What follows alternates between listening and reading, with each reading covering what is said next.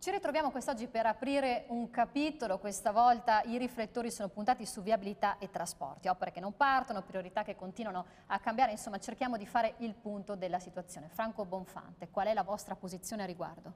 Ma la posizione è che purtroppo qui non parte nulla, tanti progetti, tanti discorsi, tanti soldi che sembravano messi da parte che invece non c'erano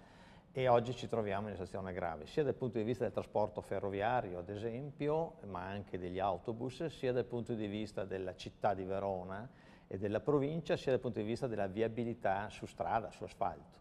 Allora, parliamoci chiaro, tante promesse, traforo non si vede, sono 7 anni, 8 di cui che se ne parla,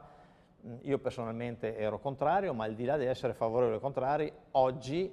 si vorrebbero vedere le opere realizzate, invece viene fuori che l'opera è partita male, il costo era esagerato come noi avevamo detto e adesso quelli che hanno vinto l'appalto sulla base di un determinato progetto, adesso dicono che quel progetto non va più bene, deve essere ridotto e noi diciamo ma allora devi rifare l'appalto, invece vogliono arrivare a fare lo stesso, le opere che intendono loro, senza modificare sostanzialmente quello che è il progetto nell'insieme, o meglio fare meno opere con gli stessi soldi.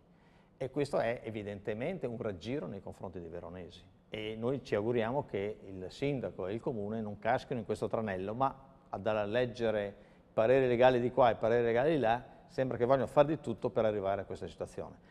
E la realtà è che l'opera non parte, che se dovesse partire l'appalto probabilmente i ricorsi che ci saranno molto forti e quindi noi ci troveremo ancora una volta a non avere previsto nulla. Noi volevamo delle opere alternative al traforo, non si faranno né le opere alternative né il traforo e quindi Verona rimarrà bloccata, così come sta succedendo con il filobus. Non si è voluta la tranvia che era già finanziata, doveva solo partire perché si creava qualche problema a Verona. Il filobus non parte mai, sono 8 anni che se ne parla e 8 anni che non parte. Non solo, ma lo sanno i cittadini che il filobus comporterà problemi di traffico che non miglioreranno, perché con il filo sopra ci saranno le macchine in mezzo tra un tram all'altro e quindi i rallentamenti che conosciamo. Non solo, ma i bus in città del filobus sono non a metano, sono a gasolio e non sono a corrente perché non riescono a metterci i fili. Quindi si aggraverà la situazione di inquinamento. Quindi quella che era una scelta, basta andare a Padova, ma basta andare in tante altre città, si vedono i tram, la silenziosità dei tram, il carico di passeggeri che i tram riescono a fare quasi del doppio rispetto agli autobus e ai filobus e ci accorgeremo che ancora una volta Verona avrà perso una grandissima occasione. E l'idea, senta, specialmente in tempo di crisi, di questa tangenziale a pagamento che unificherà un po' le principali rete viarie del Veneto? Ecco, poi c'è l'asfalto non ne azzecchiamo una, perché cos'è che vuole fare la regione e sul quale il comune di Verona non si è neanche opposto, anzi ha detto oh, non sapeva neanche che esistesse. C'è un progetto molto avanzato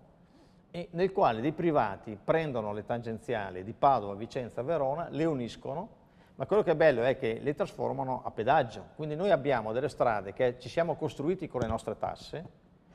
che diventeranno a pedaggio nel giro di qualche anno, ma pedaggi altissimi, pedaggi più dell'autostrada attuale, con la scusa che c'è tanto traffico sull'autostrada. È vero che sull'autostrada c'è tanto traffico, ma è anche vero che dal 2008 ad oggi gli incrementi di traffico con la crisi economica che si erano previsti non ci sono più.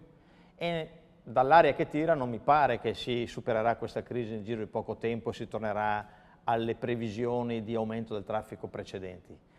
Quindi ho l'impressione che queste sono tutte scuse perché in realtà si vogliono far fare affari a imprese private che hanno finanziamenti anche dalle banche, che invece di finanziare i piccoli imprenditori finanziano queste cose qua, e quindi i risultati sarà che a tutti noi aumenteranno le tasse. Nel testa a testa Renzi-Tosi si è parlato di questa problematica? Si è parlato di infrastrutture in maniera generica, io ero presente nell'assemblea di Confindustria, è stata un'assemblea assolutamente interessante, molto partecipata con migliaia di persone. Chi c'era avrà, ma anche i quotidiani il giorno dopo l'hanno anche detto, con tutto il rispetto per il sindaco della nostra città c'è anche da dire che Tosi, dicono i giornali, non è ancora pronto al salto nazionale, mentre Renzi ha dimostrato un'altra caratura, un'altra capacità di leadership.